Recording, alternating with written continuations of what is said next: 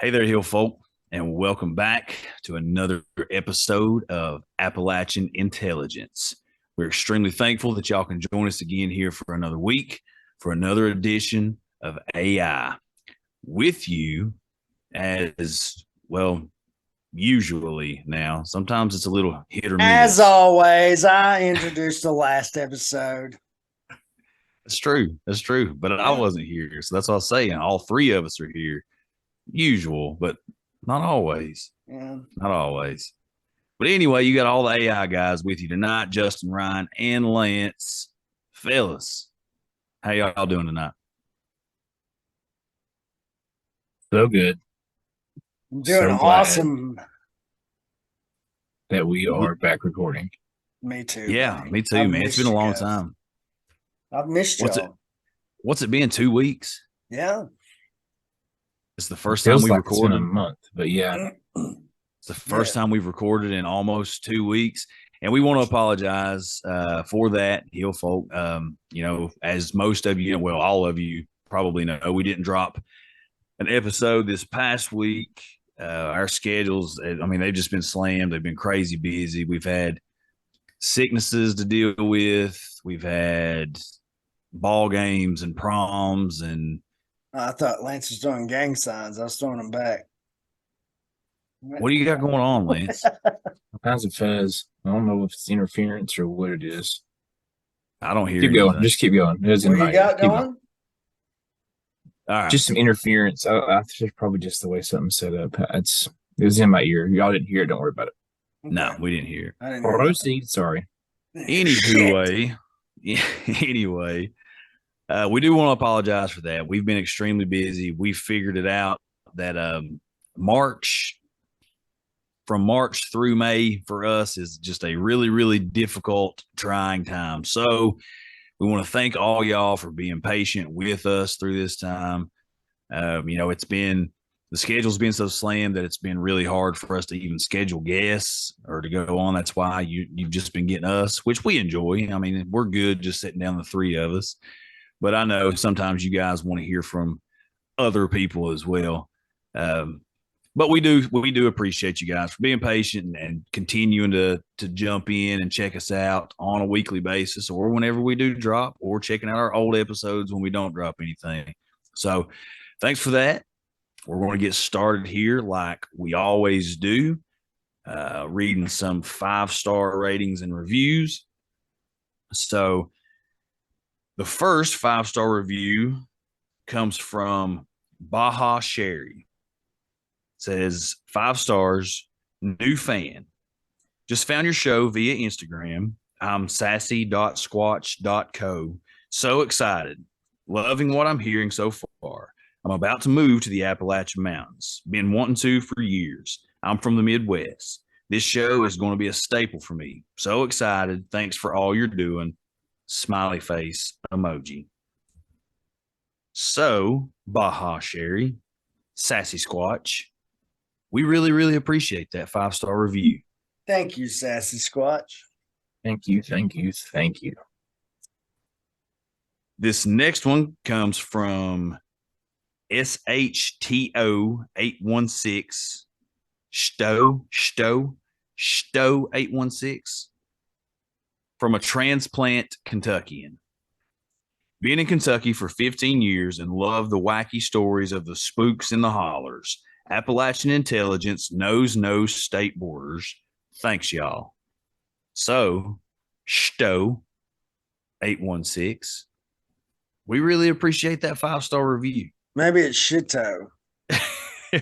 It's just SHTO. Maybe it's just abbreviated. Shito. But we really appreciate those 5-star reviews. Again, it helps out tremendously with for the show to be recognized, for us to kind of rise to the top of some of these searches and some of these different things. Helps the algorithm. So we appreciate so much when you guys jump on there, leave these 5-star reviews. We appreciate that a ton. Yeah. So, you know what? Before we fellas. get started, Justin. Yeah, That would be Stu, right? Stu. Oh, it is Stu. Good Stu. job, Lance. Good might job. be Stu. Stu. Stu. Oh man, Stu. But before we get started, I'm so glad you thought of that, Lance. But I'm not prepared to read off names of our Patreons, so I just want to take this time and say, hey, no matter what tier, doesn't matter. We love you guys, and thank you so much for contributing to the Patreon. And all of our Discord family, I just want to say it again. I can't say it enough. I freaking love you guys, and you're so awesome. Every time I get on Discord and I see all the different stories and everything you guys are doing, it's awesome. So I just wanted to throw that out there because I wasn't prepared. Thank you, Lance. Yeah, man, we appreciate all the community that's kind of came around us and this a bunch of idiots that just started a podcast. Listen, boys, I've said it every episode. I will continue to say it until the day we quit doing this. I don't understand why people listen to us. Show sucks. I don't know what you're talking about. Show sucks, but they keep listening, so we'll keep doing it. Yeah, I don't know what you're talking about either. The day we quit doing this, what are you talking about? Yeah, what are you talking about? We will keep doing this if nobody's listening or not. That's just point. So I get to talk to you boys. Fair point. I'm going to drop dead recording an episode. That's how I want to go. We'll be That'll 84. Pump the numbers up a little bit. That'll pump the numbers. It should pump the numbers. Podcast host dies while podcasting. We'll just do it. Stream. We'll do it to see if they can see our ghost leave our body, our spirit leave our body. Yeah, good idea. That's a good idea, Ryan. But no, we do. I mean, this community that's came around us. A lot of times we talk about build the tribe and building the community, but we haven't even really built it. We just, everybody else around us are the ones building it. They're the ones, the Hill folk are the ones sharing the show and, doing all the conversation in Discord and, they're the ones deciding to support us on Patreon. And, from what I've noticed, the majority of them, they don't even really worry about the content that you put on Patreon. Like most of them don't even check it out. They just want to support what we're doing. And that's so awesome, y'all. I mean, we really, really do appreciate it 1,000 times over. We can never, ever begin to express. That's why, like on our end, when we have to miss a week, drop an episode, dude, it hits hard. Because we feel like we owe it. I feel like such a piece of shit when we're not able to record, and not just because of our fans. I miss you guys. I miss talking to you guys. But most importantly, our fans. Like, I feel like we let them down when we don't do it, but there they are, right on that Discord and 5-star reviews, still supporting us, even though we missed a week. Because we should be recording episode 73 tonight, but we're recording episode 72. So, But it's awesome. I mean, the group of people that have come up around us in this show, they're the best of the best, man. They're good people. Absolutely. At the end of the day, they're just great people. And for all of you folks at the Ohio Bigfoot Conference that was sitting around talking to Justin from Cryptids of the Corn. Thank you so much. Shout out. I'm sorry I didn't answer my phone, and I'm sorry that my voicemail inbox was full. Why didn't Justin just call me is the thing. I hope he hears this tonight and be like, hey, I probably would have answered and been like. We know why he didn't call me. Because I've yet to be on the show when he's here. Oh, yeah. That's true. That is true. Yeah, Justin and Jay, you've missed every episode we record with Justin and Jay. Yeah. But for all you Hill folk that was up there in Ohio at the Ohio Bigfoot Conference, I hope you had a blast. I'm sure that our boy Justin treated you nicely and shared some of that hospitality. And I'm sorry that we couldn't be there. And I'm really sorry that I didn't answer the phone. And this is for you guys and a little bit for Lance, but I'm sure he'll finish it. OH. Oh. There we go. Sorry, Justin. I don't hate Ohio State like you do. That was gross. I don't hate it. Your face is gross. I don't hate Ohio State. You I were can't really say hoping that. for their quarterback. So, I mean, Yeah, I was. I'm pretty stoked for your quarterback that you got, but I'm satisfied. I think he's he's a got the right. badass. I He's a think he's got the badass. right group of people around him He to do does. something. So, what are we talking about tonight, Justin? We are doing a little tribute episode To my city? to your new city. Well, Yeah. your new city. It's My like you're- new old city jail. And Yeah, kinda. well, kind Kind of. of. It's there. It's there. So tonight we are talking about some haunted Charleston. Oh, guys, and I was saving this from when we were recording, but guess what I got to see the other day for the first time? Stuck plane. No, You did see that though. I did see that, but I got to go to where the clay mines were way back in the day when there was slavery happening. And the slaves used to work in these clay mines to build the bricks for the houses around here. And not just that, I got to walk through the graveyard and the old home places of the slaves in that area. Full Wow. stop. Confession to make. Did not know there were clay mines in Charleston. Yes, there are. Did not know that was a thing. It makes sense, but so did the, not know that was a thing. the ground here is basically clay. Sure.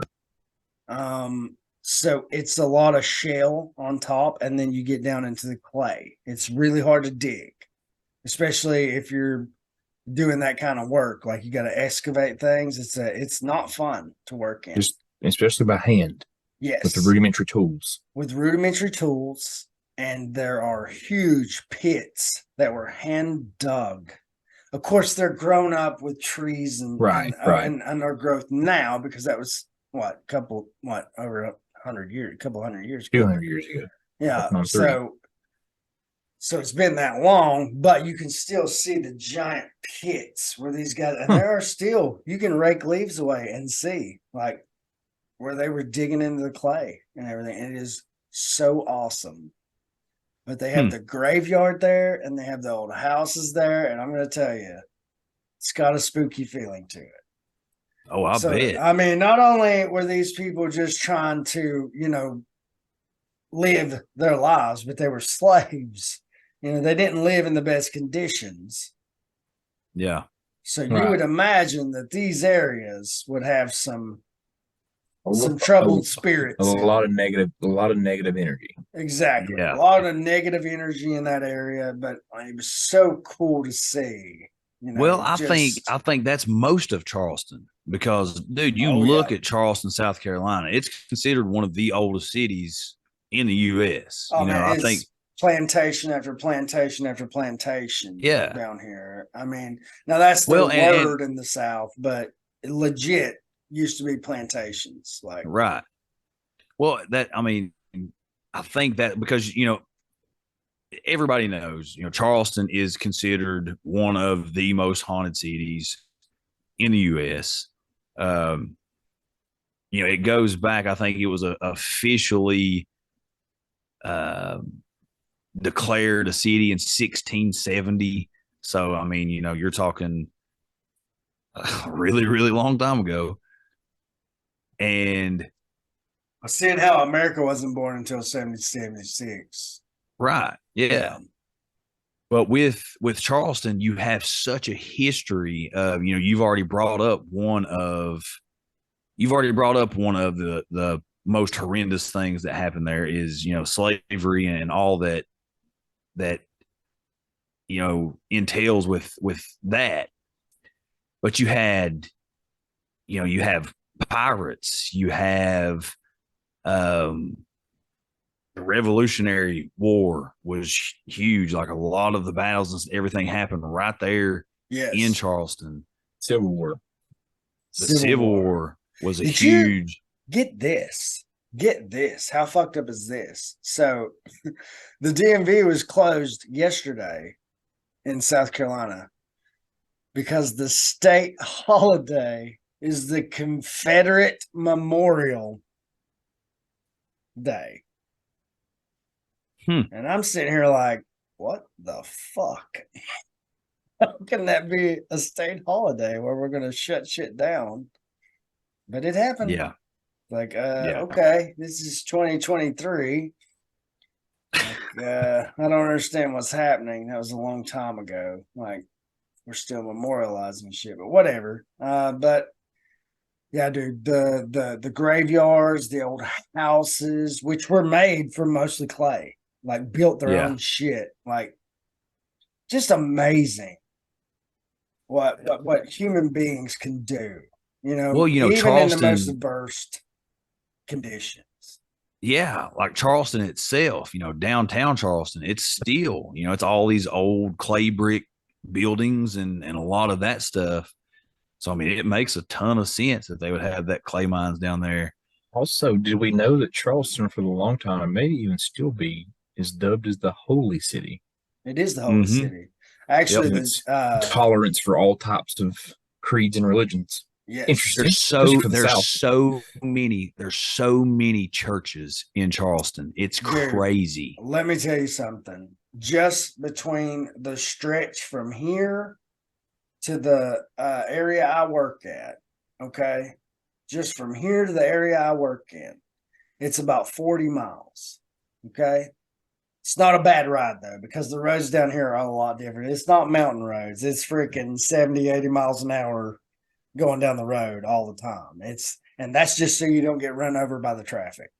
But I kid you not when I say there has to be 50 plus churches between here and there. Oh yeah, there's a ton. I mean, between Catholic churches, Baptist churches, Church of Christ, Methodist churches, the towing companies down here are called Holy City Towing. The storage units down here are Holy City Storage. It's called the Holy City. I mean, that's what they do. It's beautiful. This place is stinking beautiful. They got the old city jail with, what was her name? Lavinia Fisher. Lavinia Fisher. We'll get to that. We'll get to her. We'll get to that. That's the coolest. That's probably one of the coolest stories down here. But I mean, this is the home of Robert Smalls, probably the greatest hero out of slavery of all time. He worked as a deckhand on a boat, and then stole that. The dude stole a ship. Stole a Confederate battleship. To the ship. Made it through 3 checkpoints dressed as the captain. And then by the time they figured out what the hell was going on, he was already out in the open ocean. Yeah. Making his way up into Norfolk and those areas to the Union armies. And not only that, became a general in the Union armies.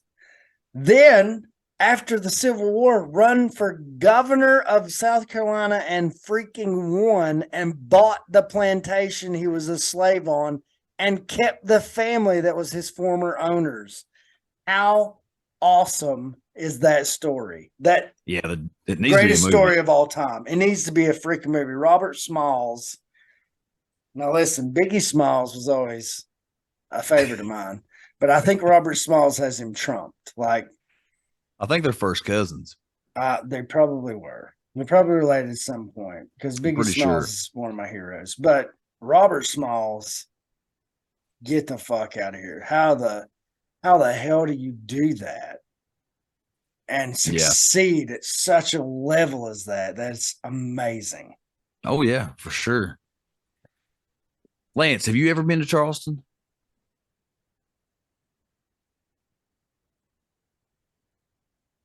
Lance, can you hear us?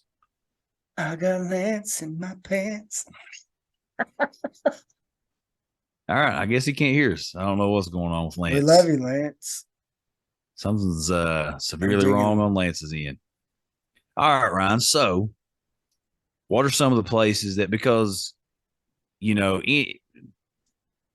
anywhere that you want to look for haunted locations, or, you know, Travel Channel, all Discovery Channel, all these different places, you know, haunted places in America, Charleston's always popping up. I had the opportunity a few years back to go and spend like a long weekend, vacating in the Charleston area, you're right. It's absolutely beautiful. The history there, especially for somebody like me that's a history buff, dude, it was just fascinating. I took a tour. I took like a daytime historical tour around the city, and then I took a nighttime paranormal ghost tour around the city. Me and Connor did. So we got to check out a lot of these places that we're going to talk about tonight. And I'll post pictures because I was just looking back through them again the other day. I'll post some of these pictures that I took of these places, while we were going around. Yeah. So what are some of the places that you've had the opportunity to check out? Or Well, I haven't actually got to go to the old city jail yet, but I've driven by it,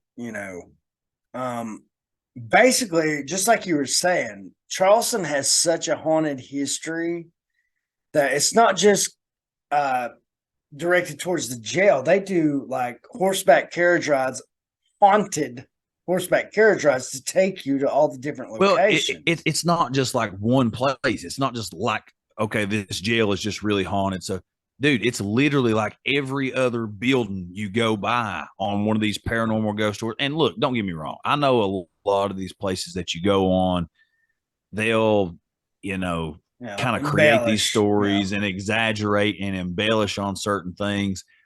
But that's not really the case with Charleston. Like, they back it up, dude. Like, they back it up. These guides, they'll be like, oh, we were walking by this such and such hotel or this church and this cemetery, and so and so got this picture, and they'll show it to you, and like you'll see a picture of a apparition wearing this flowing veil hovered down over a gravestone, and then they'll tell you the story that kind of goes along with that.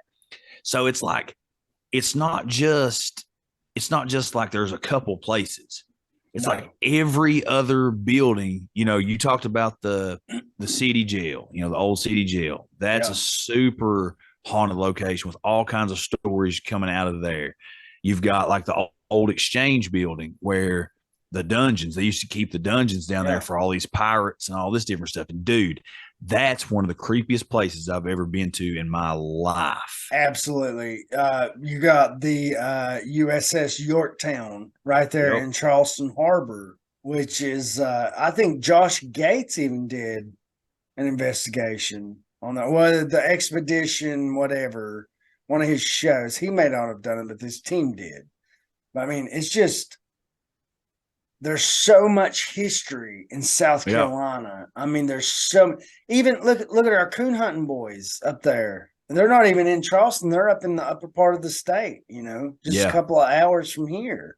And I mean, even out there, Orangeburg, Myrtle Beach, Columbia, and which is just a couple of hours drive each way from me, whether I go northeast or I go northwest, it doesn't matter. I just go west. I can be in these places in just a couple of hours from here, Yeah. But that's the thing. It's like, all got history. Yeah. Those places, the Unitarian church and graveyard there, the St. Philip's graveyard. That's where that picture that I saw. What's the graveyard connected to the old city jail? There's one right by it. That's the St. Philip's graveyard. I'm pretty sure. Okay. I'm pretty sure that's the St. Philip's graveyard. That's the one that I saw the picture of that. And if I can find I'm sure it's floating out there on the internet, the interwebs, I'm sure somewhere. Google it, But that's the one that I saw this lady, this apparition of this lady, this veil just kind of like leaned over. And the story that went along with that, super creepy, dude. Like, she said that the guy that we had, super nice lady, and she wasn't one of these people that was just trying to embellish all. Like, she was given more of a historical tour during the paranormal tour than the actual daytime historical tour that I went on. Like, she was talking about all the history surrounding these places and these buildings and all this and that. But then, of course, she would follow it up with a few of these like really chilling stories. Well, where this picture comes from, if I'm not mistaken, there was a story before that, like a just common story that would be told, that when people would go into the cemetery to visit, deceased family members, all this different stuff, that they would hear this woman's voice behind them, and they would turn around. Sometimes they would feel her, like sometimes she would touch them, and they would turn around and they would see her, like, face to face. And she would always ask about, I can't remember the name of the gravestone that she's hovering over, but it was some relationship to her. But she would always ask the guests about that person that she was looking for. I mean, that's creepy, dude. But like, getting back to talking about the old exchange building and the dungeons, like, here's the thing. Like, I started to do a bunch more research into these places and give all the history and stuff on it, but there's so much. There's too much. You can't even. Yeah. Just know this, Hillfolk. Charleston's super old. There's a whole lot of really, really famous pirates that have came through the place. Captain Kidd, Blackbeard, all of these dudes were there at some point, and some of them were actually imprisoned within the old city jail or the old dungeons. Now, the way that these dungeons were, the old exchange building, the way that the land around it was set up, the coastline used to be, at the time that the dungeons were used, it used to be closer than it is now. They filled in a whole lot of the places. They built all the roads. They've built the city up, and extended it away from the coastline, away from where the water is, the shoreline. But it used to be like not very far away from all. I'm talking just like dozens and dozens of feet. So anytime that a big storm or whatever would come, well, this dungeon would start getting flooded. So you would have people literally shackled, these prisoners, usually pirates. You would have these people shackled to the walls in this cold, dark, damp place anyway. And then they would start flooding, and a lot of them would drown when a big storm would come. Well, so, I mean, dude, that wasn't the city's problem at the time. Right. Yeah. That was the least of their concerns. Yeah, absolutely. I mean, not just to mention that aspect, but you know how many like labeled serial killers have been from this area? Crazy. It's crazy. Probably the most prolific one is what's his name?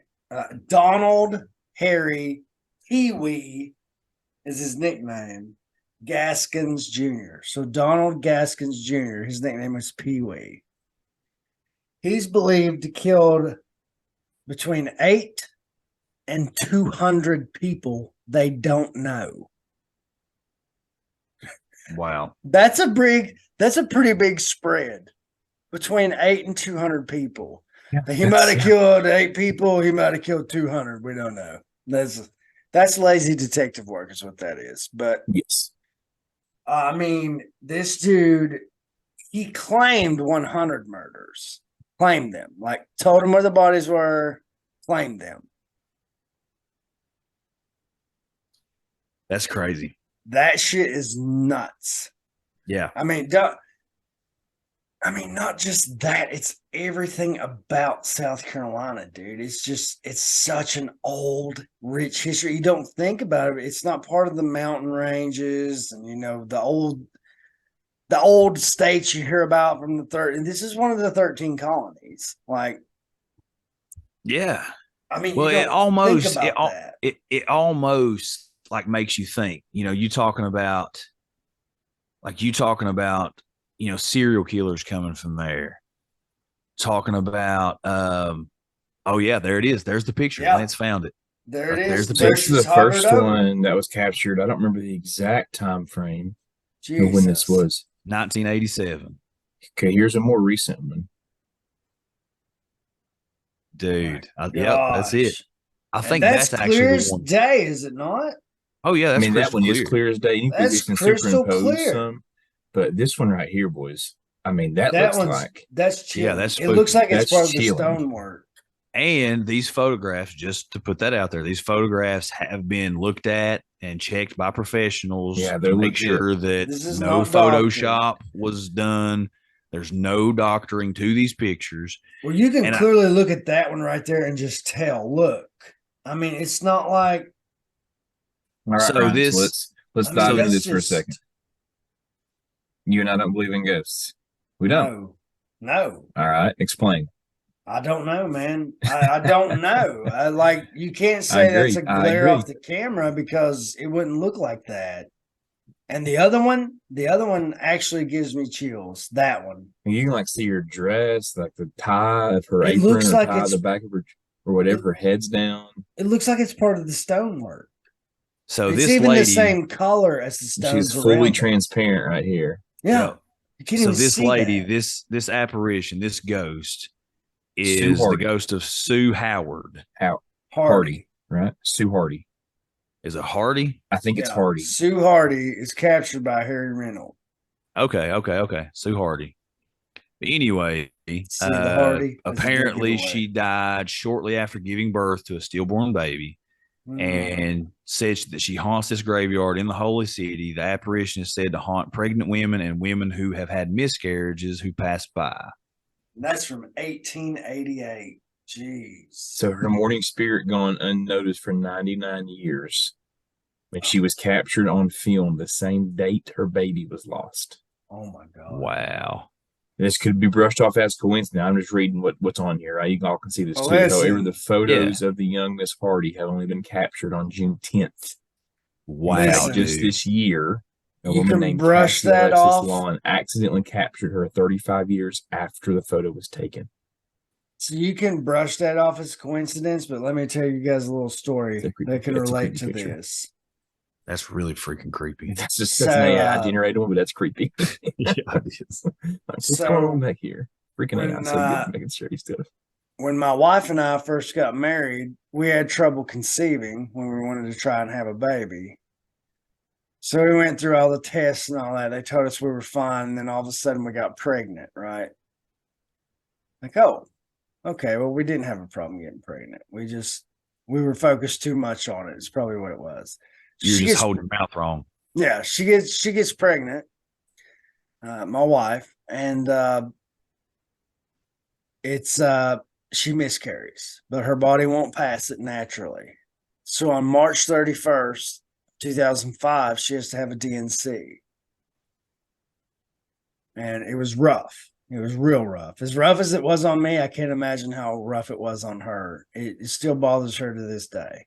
I know it was a girl for some reason. I can't tell you guys why I know it was a girl, but I do know it was a girl. I've had dreams about a little brunette girl, but that's neither here nor there. March 31st of 2006, my son Ashton was born. Wow. 1 year to the date that we had to have the DNC, my son Ashton was born. Not only that, my wife had a dream about her grandfather that passed away. And he told her, you're not going to have a natural birth, you're going to have a C-section, but everything's going to be okay. And your son is going to have an extra finger. My wife tried to give labor. My son got stuck. She had to have an emergency C-section, and he was born with an extra thumb. Huh. It had a bone in it, but it wasn't attached. It looked like a skin. 73 episodes later, and we're just now 72. 72 episodes later, and we're just now hearing this story. Well, I don't really consider that paranormal. I consider that more of a godly comforting thing. God giving my wife peace about what was to come. Okay. And I would argue it's still paranormal, but okay. easing her I would mind. argue that even God things are supernatural and paranormal. Well, they are, but I mean that's just a really cool thing. I didn't really want it to be paranormal. I want it to be God and my own self. You know what I mean? But Yeah. God, Okay. You get what I'm saying? I understand. I wanted that yeah. to reaffirm my faith. And I told you boys a little while back. I don't think I said it on recording. I said it now, but I told my wife just a couple of weeks ago. I think I need Jesus. Like, Well, you do. things are happening. Like, I think I need Jesus. We all need so Jesus. I've been trying to do need better. I've been trying to do better. Like, my mouth still gets away from me. Of course, I still drink, but I don't know. I don't know. You know, I pray a lot more now. I can tell you that. I think he hears them. I hope. But one step at a time. Anywho, getting away from church service here. I did see that just to steer us back. We can keep talking church Ryan if you want to. I'd love it. But just to steer us back, I did see that the old jail in South Carolina also housed the first female serial killer. Yes, sir. Her name was Lavinia Fisher. And she was a crazy ass woman. As I talk about Jesus and I go right into cussing. There we go. Let's dive into that a little bit, boy. Just like it. Well, Lavinia Fisher is my favorite serial killer. Her and her husband owned a hotel. I don't even need notes for this, Justin. Called the 6 Mile Wayfarer. The 6 Mile Wayfarer. And what they did was these crazy sons of bitches put like trap doors and shit. She would drug these men thinking they had no idea she was married. Her and her husband were the serial killer. Like it was a match made in heaven, apparently, or hell, I guess. Match made in hell. What was her husband's name, Justin? I can't even remember. Was it John? Doesn't matter. It doesn't matter. He wasn't the John first male serial Fisher? killer. I don't remember. But anyhow, give me the lady's name one more time. Lavinia. I don't know how to spell it. Lavinia. Well, I wanted to finish it. I want to show how great I could spell. Yeah, well, Lavinia and her husband. I knew it was John. Yes. So Lavinia and John Fisher, they had a hotel. Justin told you the name, 6 Mile Run, right? Mm-hmm. And so they built these trap doors in these rooms. Lavinia would drug these guys, send them down through these chutes, almost like a laundry chute. They would go down. That's where they would be tortured and killed and dismembered and gotten rid of. Well, they got caught. So they go to the old city jail. And at this point in time in history in America, married women could not be executed under capital punishment. However, these brilliant sons of bitches down here decided, well, we'll just hang her husband first. And then guess what? She ain't a married woman anymore. She's a widow. So they hung John Fisher first. He swung from the gallows wordlessly like a little bitch. Lavinia, however, had the noose around her fucking neck. Stepped to the edge of the platform and announced, if you have a message for the devil, give it to me. I'll carry it myself. And jumped off and hung herself. Now, how badass is that? Yeah. She was it's crazy. She was a rough one. She was a rough one. Man, could you imagine what she'd be like privately? Yeah. A lot of these dudes imagined and they died. Because that's what she would do. Like she would lure them in with this, because apparently, according to the legend, she was beautiful. Yeah, she would poison their tea. Have you seen her pictures? Give me a second. Yeah. Oh yeah, she was a smoke show. Like back then, like the way she kept her hair. This has been the episode of screen sharing information. So just give me a second. Just do it. I mean, Lavinia was a smoke show for back then, That's oh yeah, for sure, dude. I wonder how many of those dudes she actually slept with, and that's what just raised her husband's fuel further, because he was the actual one who killed and dismembered and did all that. She was just the setup person. She just wanted to see it done. So I wonder how many of those dudes she actually like slept with, did something like that, just further enrage her husband. They were also involved in, like, they wouldn't just kill these dudes, they would rob them too. And then all of this stuff that they would rob, that's how they got caught. They had like their own little crime syndicate going. Like they were running pretty much their own little like trafficking of goods and money and weapons and drugs. And this was the first black market in America, right there. Yeah. Look at Lavinia right there. That one right there. With the wedding dress on with her hands folded right there. That's Lavinia. Check her out. She wore that dress to the gallows, by the way. She wore her wedding dress because she thought that a married woman couldn't be hung. But what happened was her husband was hung first. She's no longer married. But now you also find a lot of like different accounts, like what Ryan just gave. That's the legend behind all this. Now, that's the legend. You'll have a lot of people that'll come up and say, well, they didn't really do a lot of this stuff, or this was exaggerated, or this was, expounded upon. Look at that right there. That's a freaking 34, 24, 34. That's only she's 4'8", please. But no, it's said that her ghost, is seen still around the old city jail a whole lot of the time. Ghost can come haunt me anytime it wants to. I'm telling you right now. Whatever this, me and that ghost would have a good time. It's not cheating. It's a ghost, Ashley. Shut up. But she told me she was going to kill me if I did. I was so scared. But I mean, you think about that. Like, she would lure some men in looking like that. If she was brunette like that, I'd be lost. I'd be one of the dead dudes. If I was single, I'd be done. Son. If she was that brunette right there, I'd be done. Done. I have a thing for brunettes. So maybe because my wife's a brunette. That's the Lavinia Fisher legend, and a lot of people, they claim and say that she's the first female serial killer in the U.S. Is this was this where H.H. Holmes got his inspiration? Probably. Is there anything documented that says that? I don't think so. I just think H.H. Holmes. Later, right at 100 years later. Holmes was early 1900s, late 1800s in the That was in Chicago, right? Yeah, it was in Chicago. Yeah, the World Fair. Like, I think H.H. Holmes was just a sick fuck who decided this is what he's going to do.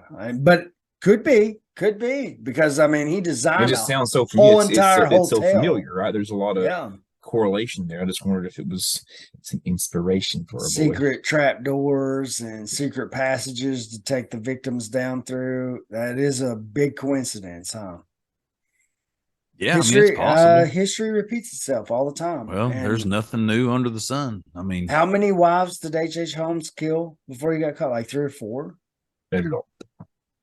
Yeah, it was a lot. Here we go again. Plenty. Here we go. Plenty. Y'all keep going. He killed plenty. Yeah. But a lot of these things, well, okay, getting back to Charleston, you have a couple of these cemeteries that they're said to be haunted. I think the Dock Street Theater, H.H. Holmes killed 3 wives. Yes. Yeah. That's what I thought. That's what got him caught right there. And he was actually, no, hang on, sorry. He was married to 3 women at the time of his death. Well, how about that, H.H.? Here we go. Keep going. Give me just a second. H.H. But anyway, you have, I think, the Dock Street Theater. Holmes.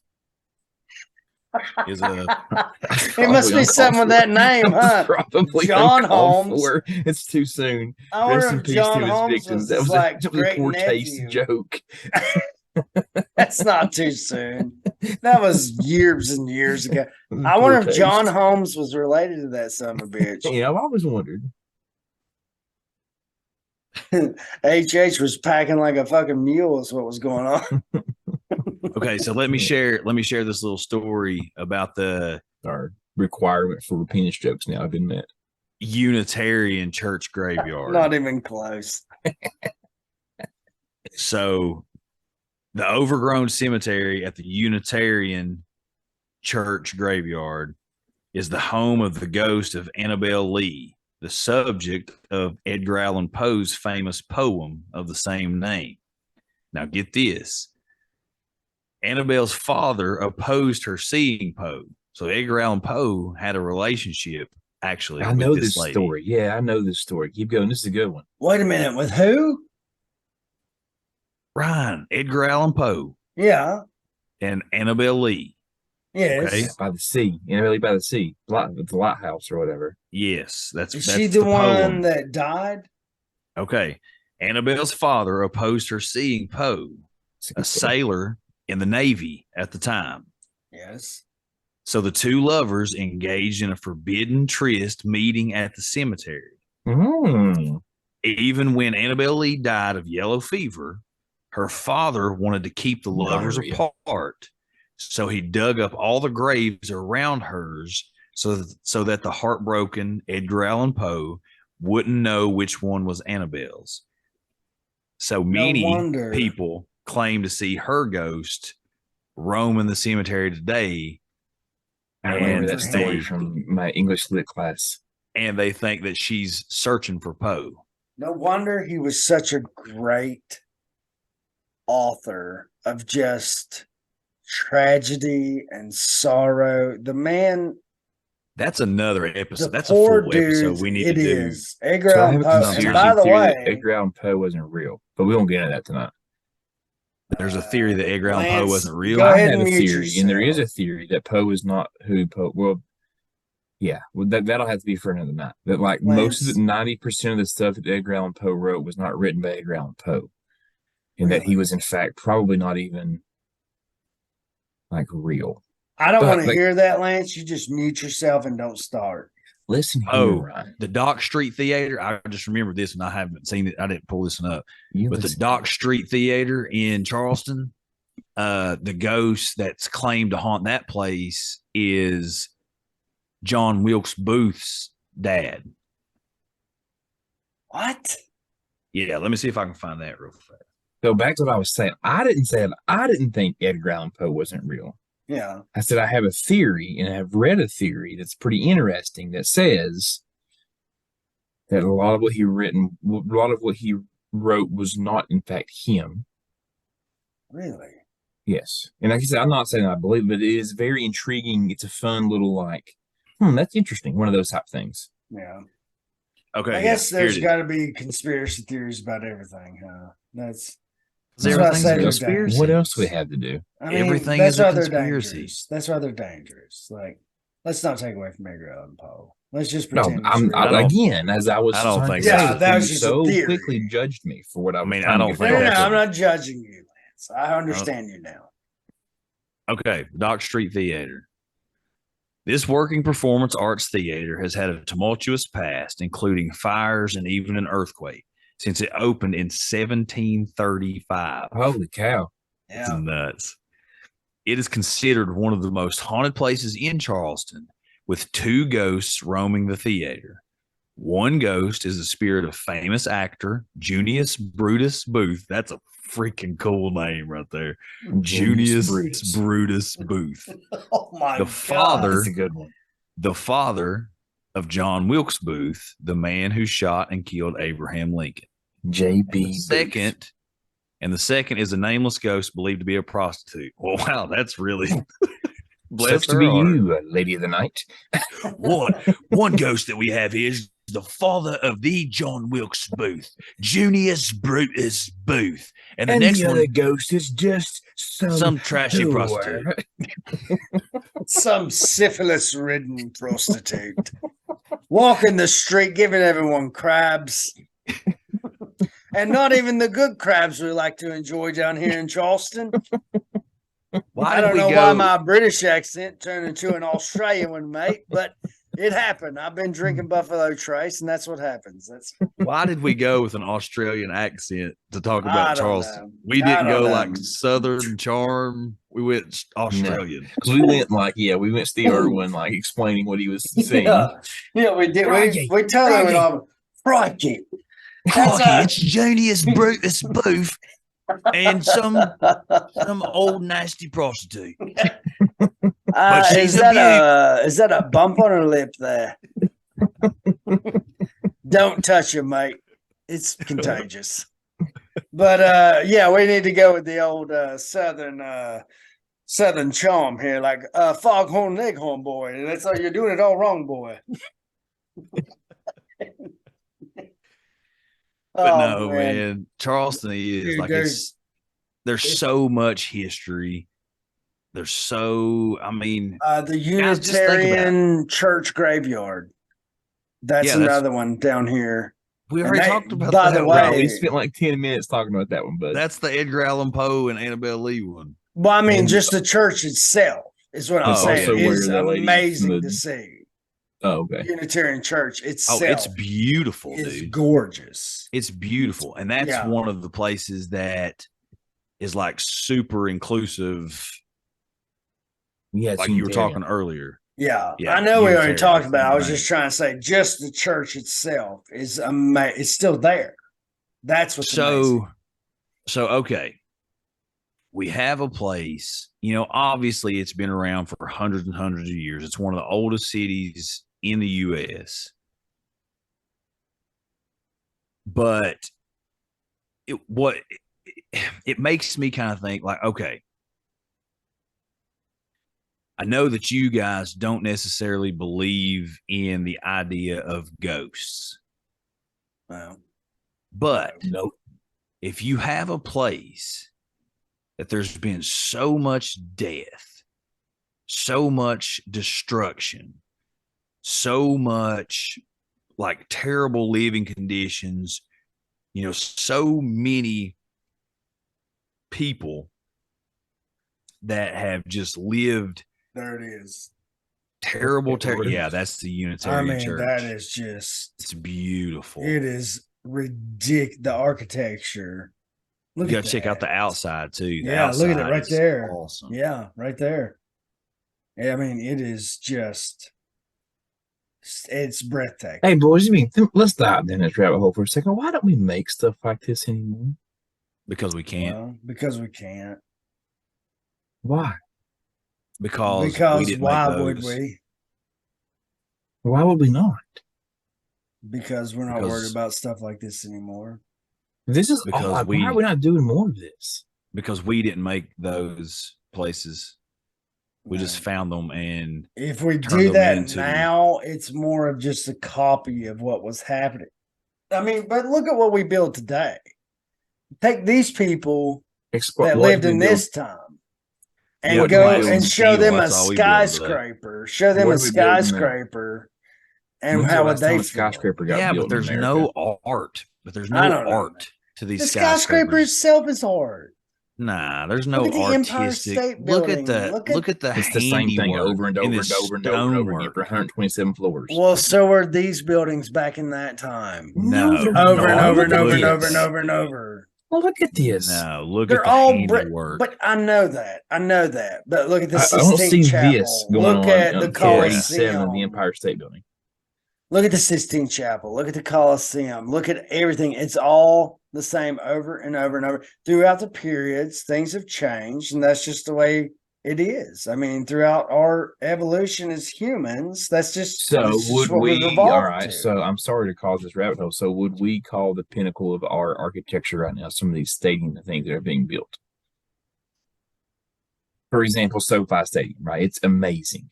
The stuff going on down here in Jericho. It's amazing. So would that be the pinnacle right now? That's where we're at. There's smart homes being built right now. Literal computers running your house for you. But it doesn't look like this. No, it doesn't, because it's more modern, more convenient, because we don't have to make stuff like that. This was one in a million.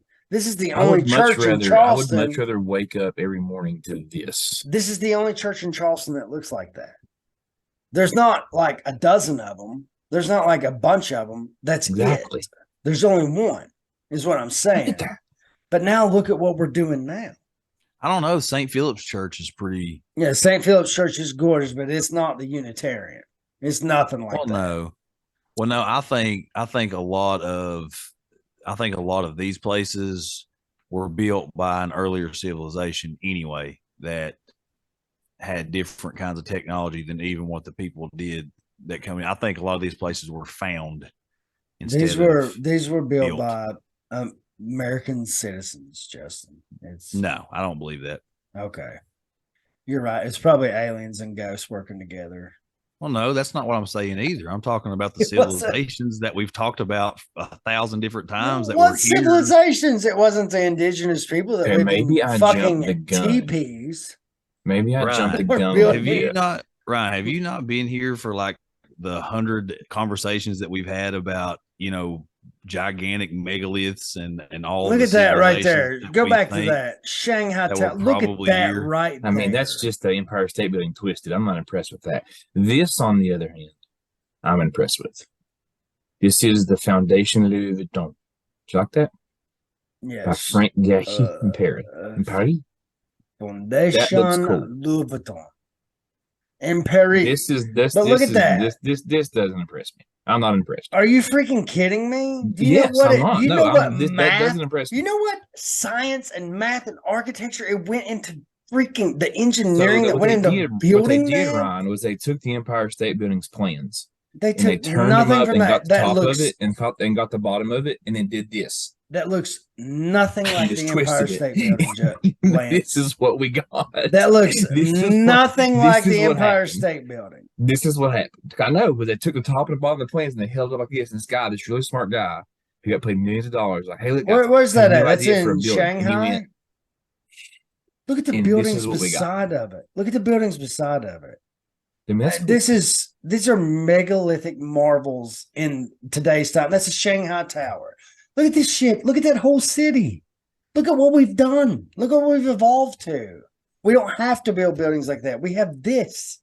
We have electricity. There's nothing awe-inspiring about this. You're not awe-inspired by that right there. I'm not. I mean, I guess because we're used to it, right? People did that. Is it recency bias? Like, I'm just. And you know what's just as awe-inspiring? Look at. That's beautiful. That's art. That's beautiful. But look at that. Look at that. What the crap? I mean, this is amazing. Look at what we can do. But it's like it's just there. It's almost like a dove flying off right there. Look at this one. What's this? What? I can't even say that. Let me try. I'll tell you. Right, El Philharmonie. There you go. El Philharmonie and Hamburg. And look at that. I mean, that's so simple, but I guarantee you go inside of that thing, and it's actually absolutely amazing. That looks like a Hadron Collider. Is there one underneath that? Yeah, I don't know that, but I feel Steve Jobs founded it. So hey, by the way, I had a conversation with a friend today. Do you guys remember? I can't remember if it was Destiny's Child or Aaliyah that had a song that Kobe Bryant rapped in. Do you guys remember that? No. I do. Kobe Bryant put a rap album out. Okay? Thank you. Kobe Bryant rapped. No, Tyra Banks. No, it wasn't that song. But I'm telling you, I remember, please, Hill folk, if you remember the same thing I do. It was either Destiny Child, Say My Name, or Aaliyah's song, how does that go? Tell me about somebody. I'm gonna tell somebody, baby girl. You remember that song? Yeah, sounds like there's a baby crying in the background throughout the whole thing. It's doing that song. Yes. Here we go. Say My Name remix with Kobe Bryant. There you go. Thank you. I could not find that today. And I was telling my buddy, I said, I swear to you, Kobe Bryant rapped on one of these songs. He's like, I'm not finding it, bud. I said, well, then Switzerland fired up the Hadron Collider and we're on another timeline because I can remember Kobe Bryant singing with one of these groups. I'm so glad you found that. I thought we were in a different timeline and it was the Mandela. I like the fact that I'm screen sharing and just randomly pulling up stuff. Just randomly pulling up stuff. That's awesome. This is increasing the YouTube video viewer experience. Yeah. Oh yeah, for sure. We went from the first female serial killer in the U.S. to rap songs with Kobe Bryant. Modern architecture versus ancient architecture. And modern art. Now, I will tell you some modern architecture that I do find extremely awesome and artistic, and that's Dubai. Yes, I agree. Dubai is awesome, but I feel like, and just look at what they're trying to build in it's somewhere in the Middle East. They're wanting to build what's that city they're calling it? Dubai. No. Oh, you're talking about that. Yeah, I'm not for that at all. You're talking about that. Whatever. Just because you don't agree with it doesn't mean it's not cool. I fully 100% agree that the architecture in Dubai is awe-inspiring. This is my question, though. Why are we not doing this? Lance, we are. They got one tower that doesn't look like the rest of New York City. And that's it. No, go to the aerial photo of like the whatever it's called. There's my Empire State Building that's been twisted. Yeah. I mean, is that not what that looks like? Futuristic beanstalk. Yeah, that's exactly what it looks like. That doesn't impress me. Took a picture of one of our skyscrapers and just turned it. Yeah, it doesn't impress me. Said, hey, let's do this. And they're like, "Oh, great idea." That's the Palm. Dude, what is that? The Opus by Omniant. That is super in the cool. business bay. Let's just go to Dubai. Let's go to Dubai. We're definitely rich enough to live in Dubai. Except if Ryan drops an F-bomb on the street, he can go to prison for it. This is like, hey, look, here's the modern St. Louis Arch. Yeah, except it's just a giant frame. Okay, Hill folks. So you're definitely going to have to watch this episode on YouTube because we spent the majority of the time just looking up junk. So if you're just listening, you're not going to get the full effect. That's what I'm talking about. Go up. This? No. Back down. Right there. That big palm looking, the Palm Jumeirah. Jumeirah. That's what I'm talking about. That's crazy. That's like architecturally, though, having some problems, though, right? Yeah, they are, but it's because of the water. Global warming. Yeah. Because the ice caps are melting, bro. Because all the cow farts. Let me get us out of the way. Yeah, look at that. That's awesome. That's crazy right there. Hold on, let me move us out of the way. That's cool. Yeah, look at the Palm Jumeirah. And you all have seen it. It's the like the beach essentially that has buildings on it. They've made into a palm tree with a semicircle around it.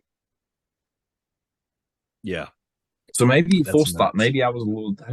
We don't have this. Maybe I was thinking our architecture is just not up to snuff with everybody else's. I think what Taiwan looks like. I'm like, but we're so outdated. When's the last time that any of these major cities, in the U.S. haven't just thrown up a copycat steel and glass skyscraper that looks like everything else? Maybe they have. Maybe we're just so. Maybe it's a little first world problems for us. Like it happens so much here that we don't think anything about it. Yeah, maybe. I mean, maybe. The only thing that I would say, like, kind of newer is like the One World Trade Center. Yeah, and it's awesome. Yes, and the whole thing is really cool. I mean, yes, and maybe I was too quick to say. I just we don't have these classic. I don't think you're too quick. I agree with you. These classic looking, like ornate buildings that when you walk into them, like you're like, holy cow, this took some serious time. Oh yeah. But see, that's the thing. Like the classical architecture, there's just something about the amount of handiwork and time spent in the molding and the placing and the sculpting, and like there's just something about knowing that this wasn't just big pieces of machinery that were slamming steel beams together and throwing a glass pane on the front of it. It's like, it's just something to know that people were doing this with their hands, carving this out, putting it up there, like doing all that amazes me. Like just the craftsmanship and the handiwork that goes into the building of, these classical architectural buildings. Agreed. That's just me. Ryan just has to be the odd man out on this one, I guess. Yeah. Well, I get what he's saying. Like, there's a ton of this amazing architecture. I guess maybe we're just so used to seeing it and it's so different from this classical stuff that, like, when we see this classical stuff, we're like, holy cow, this is awesome, because we just don't see a lot of it. So when you see that stuff anymore, when it's 17, 1800s, you're just like, man, this is so amazing, right? If you flip the script, right, if you put people from the 17, 1800s who have used to seeing that type of architecture and you drop them into modern day time, they're going to be like, holy cow, this is crazy. Why are we not doing more? I guess it's more of a perspective of what we're used to seeing, right? Isn't that like, exactly what I was saying earlier? I think so, yeah. It just took me a second to get there. Hey, buddy. Give me a second. I had to make another drink. Ryan's been really argumentative tonight. This Buffalo Trace has made him it's really well, I switched up to Elijah Craig, which, by the way, is stouter than Buffalo Trace, but so delicious. But I had to run outside and pee, and just FYI, I got 2 fire ant bites because I stepped in an anthill. Hey, Ryan, guess what we don't have here in the hills? I know, fire ants. Fire ants. Listen, we ain't got them here. Them some bitches they're brutal. But you know what, Lance? I agree with you that the architecture from back then, I enjoy it more because we don't see it now in what we do. It's very much like, we can't figure out why in the summertime people from like Florida and Georgia are coming to the Smokies, like coming up this way. Like, we can't figure out why in the world would you come here? It's just mountains. It's just trees. But to them, it's like, holy cow, look at all these trees. Look at these mountains. Yeah. Oh, it's not hot. It's cool in the evening. Well, now I've noticed the older that I get, though, the more that I appreciate 100% of where 100%. we live. Oh, yeah. The more I appreciate, like, when I was younger, I would just, I'll take all this for granted. But now, like, every day that I come home and I drive by the Backbone Overlook and I go by, just down my driveway, and I'm looking out from a really high place across these hills and hollers and all the foliage and the canopy of green that just surrounds everything this time of year, especially. It's just like, man, we live in one of the most beautiful places in the entire world. And we do. You do. What I would 5-10 years ago, just drive by and not think a thing about. Now it's like awe-inspiring and breathtaking every single time. And that may have more to do too with, being a believer now and having this intimacy, I don't think that has anything to do with it, because and appreciating his creation.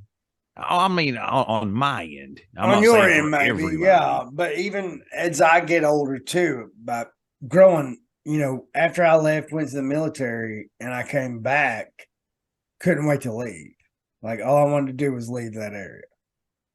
But now that I've gotten older, right before I left, those couple of months, and I would drive from the mountain over towards Grundy, and I'm up on Poplar Gap, and I'm seeing the sunset, nothing but the orange sky and the mountains in the background. I'm thinking, you've lived here your whole stinking life, and you've never looked at this place like you are right now. Like, it's beautiful. It's the people, the area. It's just, I guess it's perspective. What's wrong, Lance? We'll talk after when we get done here. We'll talk for a second. Okay. But yeah, I agree. And like, as I have gotten older as well. Like my wife knows, like when the fall starts to hit, and like right now when the spring is here, like I'm not, and we're driving, like I'm not looking at the road. I'm looking at everything but the road, and she's always like, "Will you look at the road? You're driving me crazy." And we're always talking about the different flowers, and the trees that are coming out, and the different shades, the colors, and it's just like, it ain't nothing better. Like I love the beach. I love going to the beach. I love being down. I love the sand, the ocean, the water, and I love everything about it. But there's just something something about these mountains, man. Doesn't matter how hot it gets in August. When that sun drops down, it's gonna cool off a little bit. You're gonna get a nice mountain breeze. Lightning bugs are gonna be out. And it's gonna cool off. You can wake up in the morning, you're still gonna be kind of cool. You got a nice dew on the ground. Like it's just something about the way I guess the climate is around here, man. It's a hidden gem. It is a hidden gem. Are the lightning bugs out up there yet? They're down here. My girls, this has been an early spring for us, like a really early spring. I have a theory that I think spring is coming earlier and summer is staying longer, and the seasons are shifting a little bit. I hope so. But they had lightning bugs they had caught in a jar in the second week in April. That is unheard of. That's unheard of. That's when you're supposed to be getting frosts and correct. And usually like one of my things I do, like I don't plant my garden until I see the lightning bugs, because usually the lightning bugs show up when the frost is gone. Yep. We ain't had a frost like seen. I mean, it's been. You know why? We had a light frost at the last week in April, maybe, but it wasn't really enough to. It was just patchy where it was shaded. So it has been obviously very. And yeah, they are out. You can see them floating, and it's usually the middle of May. You know why the lightning bugs don't come out until after the frost hits? I would assume because they're until they mate, and the females do not fly. They crawl on the ground. The males light their lights up in the air and find the females. Wow, I didn't know that. That is true, sir. The females do not fly. They crawl on the ground, and the males fly around lighting their bulbs, and that's part of like their mating ritual. Like the females pick the males up by that, just like, with different species. Look at big bright light in the sky. You bring that light over here. You bring that light over here, boy. Bring that light over here. Bring that old big dick light over here.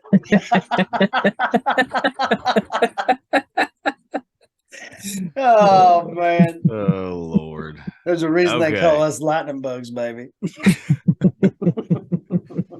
All right. So let's circle this all the way back around. We've been everywhere now, boys. Sorry. We have been. I've just missed you guys so much. We haven't recorded so long. This is how conversations usually go with us. Yeah. Yes. Hope you hill folk are enjoying this, and there's new people to the show. This is what we do. We've had people waiting for 2 weeks for an episode to drop, and this is what they're going to be getting. Hey, they're going to love it. They're going to love it. I don't know. I'd say probably not, but they're used to it by now. You don't like what we're doing so far?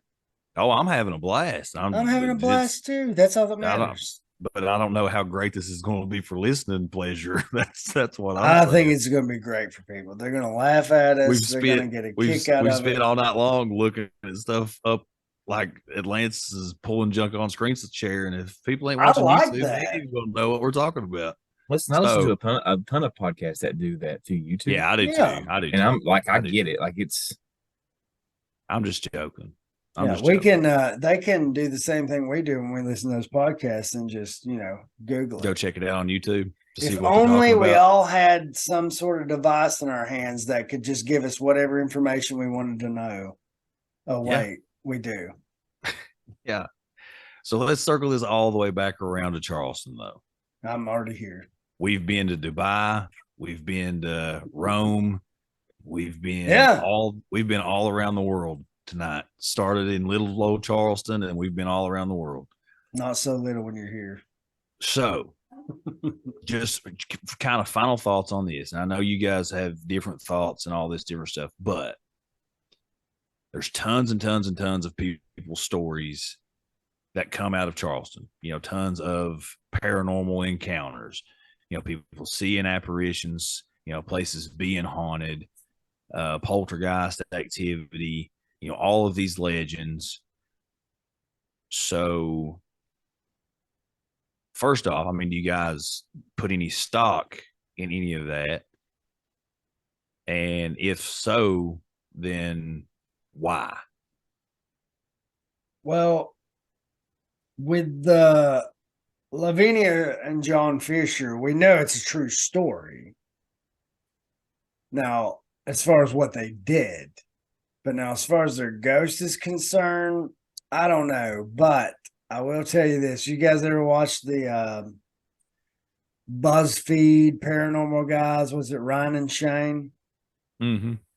Yep. Did you see them when they went to the Old City Jail and they actually got the footage behind that little stairwell that looks down into that room? And Right. just this. Now, the one dude, what is it? Shane, right? He's like me and you, Lance. There's no ghost. But even he was pretty troubled in describing what they saw right there. Yeah.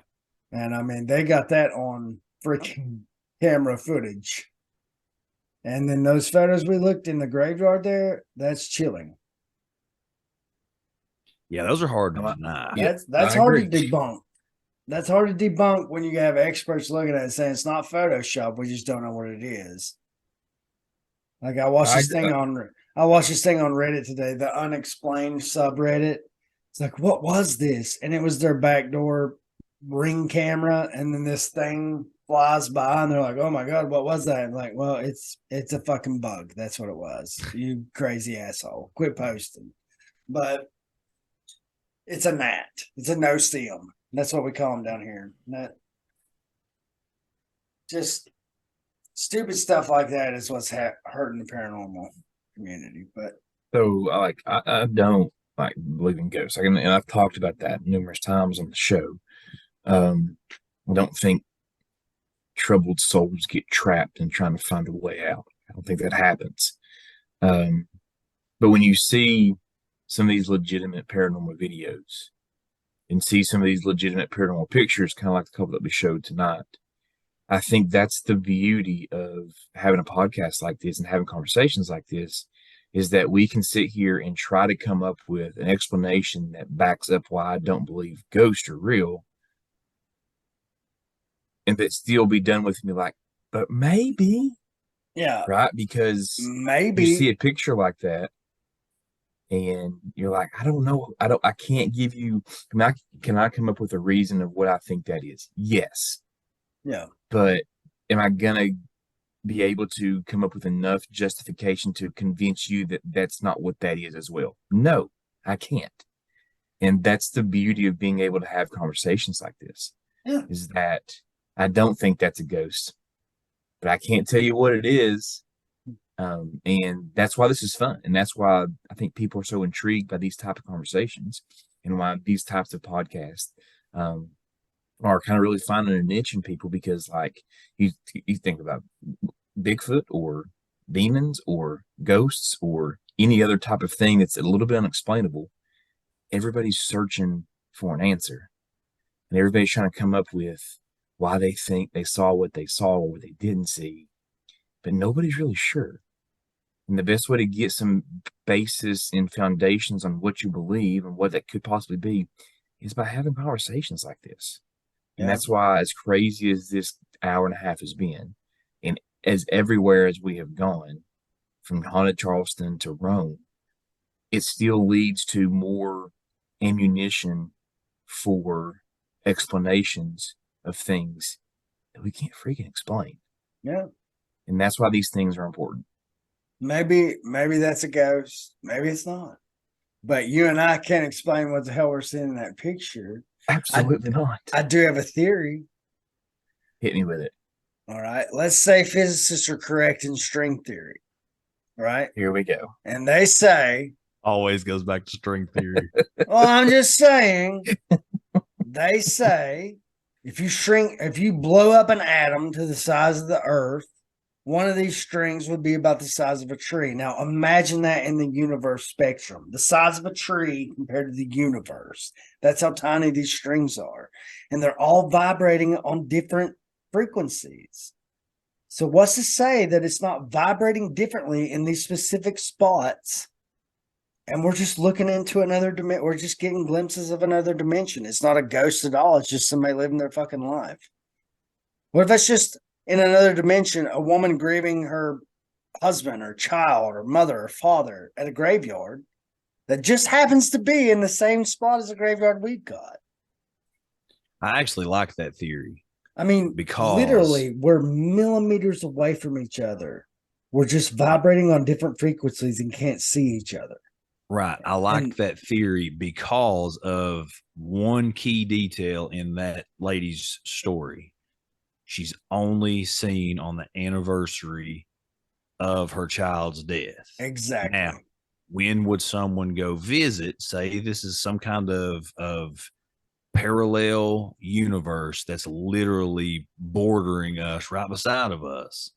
And somehow in this spot, that's why when people talk about portals and they talk about places behind the veil, that's why I put so much stock in some of these things, is because I believe, just like you said, if we're looking at string theory in the way that it's described, there could be these multiple universes and all this. Well, then what would you call an opening into one of these, or an ability to see into one of these other ones, or it'd be a portal. You can use whatever words you want. Yeah, it's portal, whatever. I mean, I like that theory, but obviously, y'all know me too, and I believe that the world is an extremely, extremely spiritual world. Now, do I necessarily believe that? Well, I won't even get into all that. I believe that certain places, like Charleston, who have such a barbaric history. Now, Charleston's beautiful. There's so much great architecture in Charleston. There's great people in Charleston. Charleston now would be a great. It's a great place to visit. I'm sure it'd be a great place to live. Oh yeah, we gotta get you. But it hasn't. But it hasn't always. It hasn't always been like that. We've talked about slavery. We talked about pirates. We've talked about 2 different wars that Charleston was a centerpiece for. You're talking a ton of bloodshed and debauchery and just the most wicked of wicked things that have ever been done in one place all throughout history. Now, we know, and I'm not going to get churchy here, but just kind of relating it to like parts of the Old Testament, right? Yeah. You would have these different tribes of people that were just evil, right? Yeah. And God would send the Israelites in. The Ammonites, the Amalekites, Canaanites. Yeah, Amorites. God would send the Israelites. We get it, Lance. You know the Bible. God would send the people into these places to wipe these people out and pretty much take the land back over, right? Through prayer, through intercession, through sacrifice, through all of these different things to reclaim it for the Most High. Who is the king that got the letter about the invasion and spread the letters out for God to see?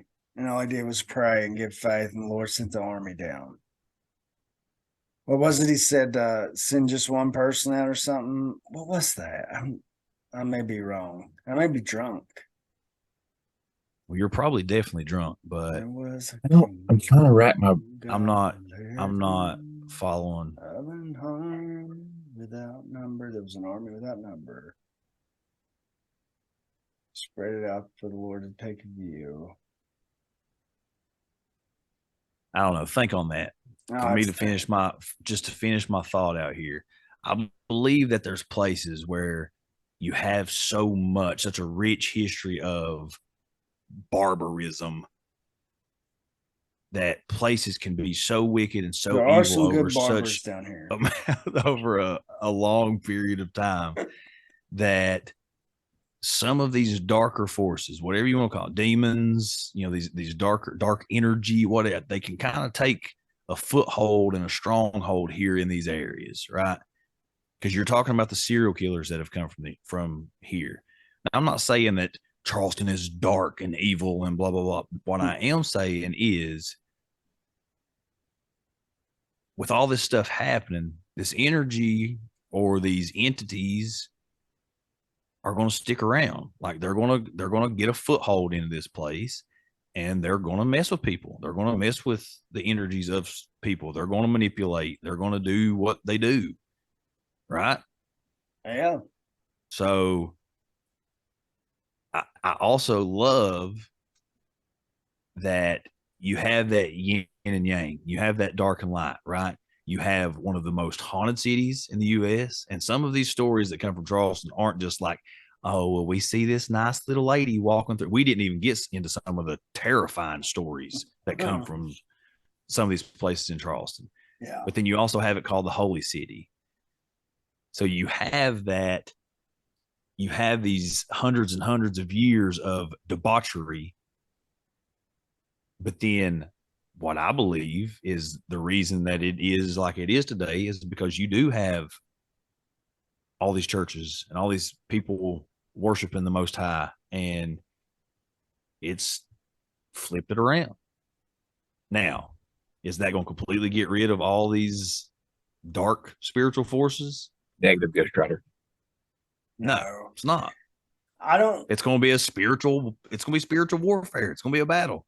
Yeah. Just like I believe Hezekiah. that more than Hezekiah, Ryan. Is that what you're thinking of? No, King Hezekiah. Maybe it was David. I don't know.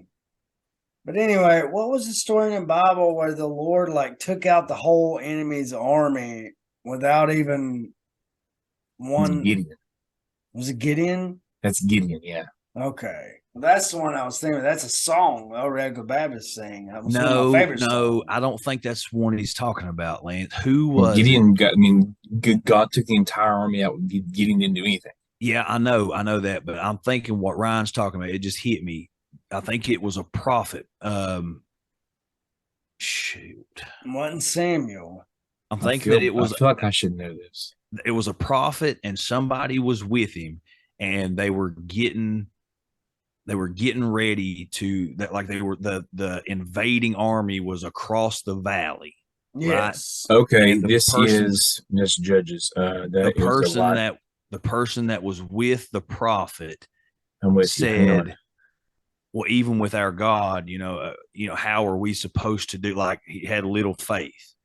And whoever the prophet was asked God to show this other dude, whoever it was, I don't remember, but to show him what the prophet was seeing at the time. So God allows this other dude to see, and he sees an angel army surrounding this entire valley. That's the one I'm talking about.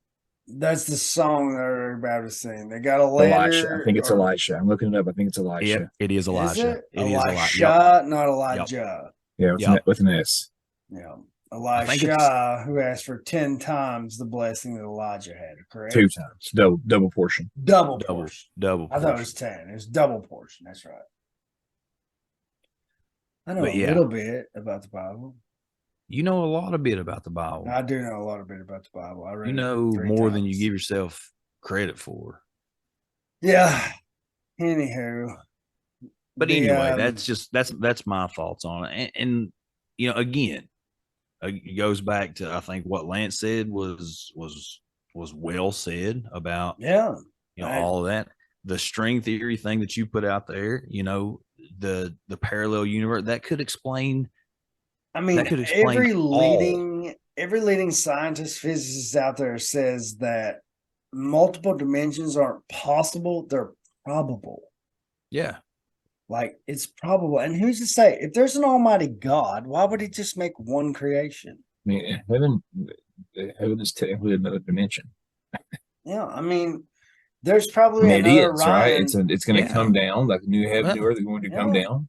Well, when you talk about heaven and hell, those are different dimensions. They're just different. They're different realms or dimensions or whatever you want to call them. They're places that we are never going to see in a physical sense. No, we're only going to see in a spiritual pass on sense. when our consciousness or soul or spirit or whatever you want to call it leaves this meat suit. And I mean, it's the only time that you're going to explain someone's conscience. without explaining faith. Yeah, I mean, it's not just a can't. human thing to be empathetic, sympathetic, or have a heart, as they would say. Like, I talked to you boys before the recording. I'm not going to go into it, but I mean, my stomach has been tore up for 3 days because of what I witnessed the other day. And that being a friend, I still have to do the right thing and sign a statement and all this other crap. Yeah. Because my conscience won't allow me to do anything but that.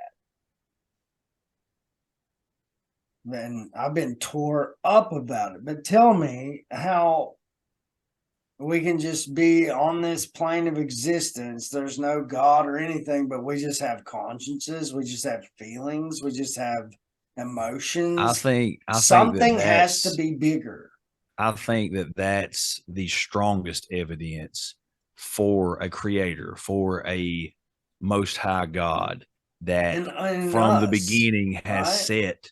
Yeah, that from the beginning has set apart humans and the rest of living organisms. If we were just nature, we would just be nature. If somebody dies, that's just nature. That's what happens. If you kill something to eat it, that's just nature. We would still be primitive. If I was hungry, primitive. Yeah. If I was hungry and, well, I won't say cannibalistic because there's not a whole lot of species that are even cannibalistic. Well, listen, go into every aspect of it. Hungry, horny, doesn't matter. It's all in the nature. It's all in nature. We would if we were just nature, I would go into your house and be like, Monica's mine now, and just stab you, right? Yeah. That's nature. Right? And then kill your kids so I could reproduce and make new kids with her. That's nature. We're above that, right? This is the conclusions I've been coming to as of recent, boys, and this is what's been changing my mind. Like, oh my God, I've been looking at this all wrong. Well, I think you're right. I think you're dead right. There's emotions. There's something, sympathy. There's something that is instilled within us that from the beginning, even without, the proper nurture, we know right from wrong. Yeah. There's something within us that tells us when we're doing right. There's something within us that tells us when we're doing wrong. We have emotions to where we're drawn and led to do or participate in or be a part of, certain things. We have empathy, we have sympathy, we have love.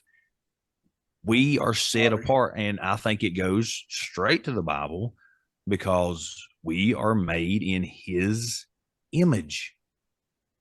I don't think that just means, hey, we all look like God. No, we're image bearers, which means I am 100% convinced of a God. I'm not 100% convinced that any of us have figured it out yet. Figured what out? Figured God out? Exactly. Well, no, none of us have figured God out. I know nobody can know the mind of God is what we're taught, but I mean, you have to be able to understand.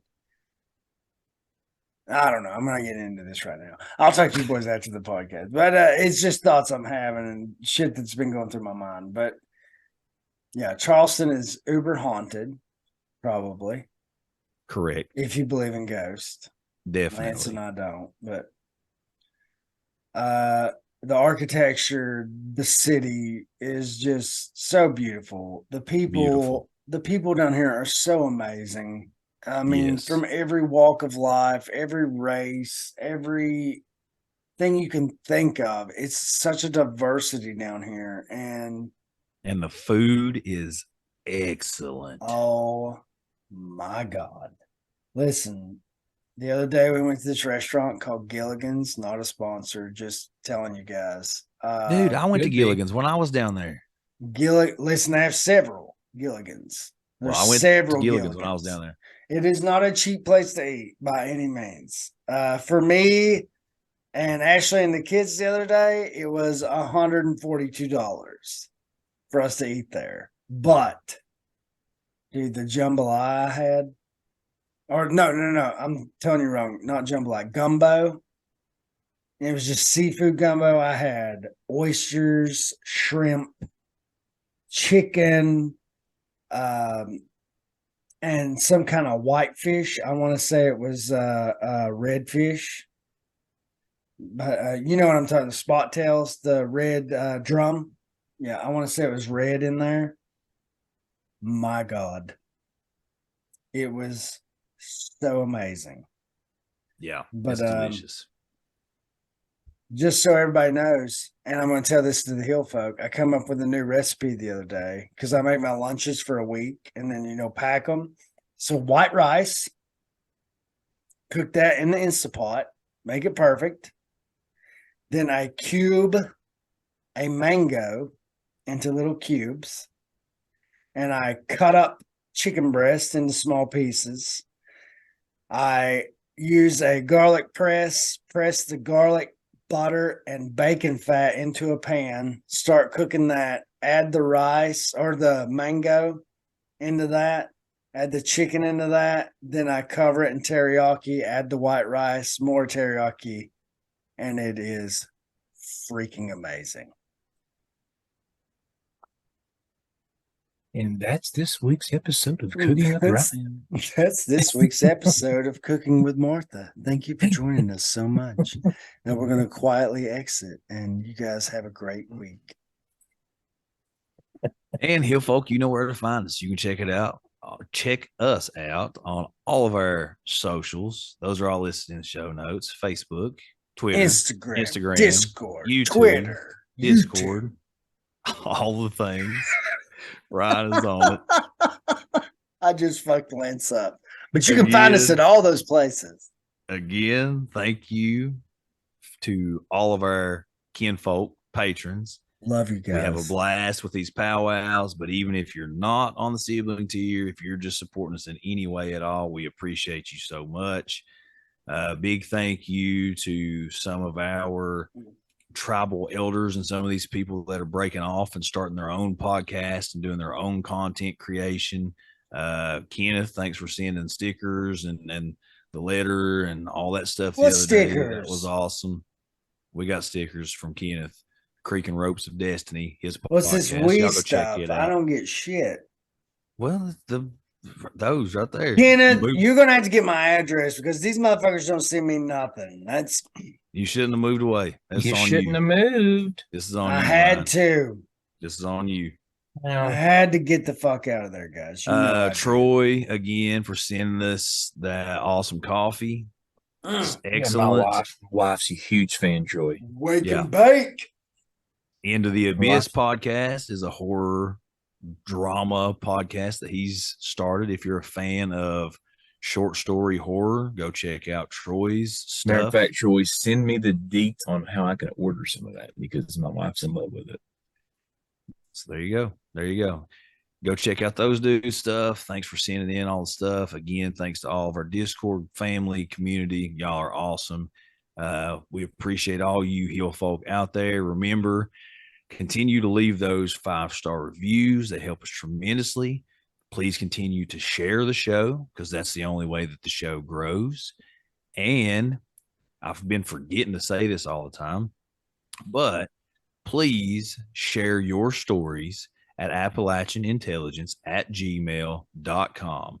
Again, March through May has been incredibly crazy for us. I know that we have a backlog of people that are wanting to come on here and share their experiences on the show. I promise you, we will get you on here. We've just been extremely busy. Thanks for being patient when it takes us a while to respond to messages and emails and all that stuff. We have an influx of all that coming in, and it's just us three. And as busy as we are, sometimes those are hard to get to right off the bat.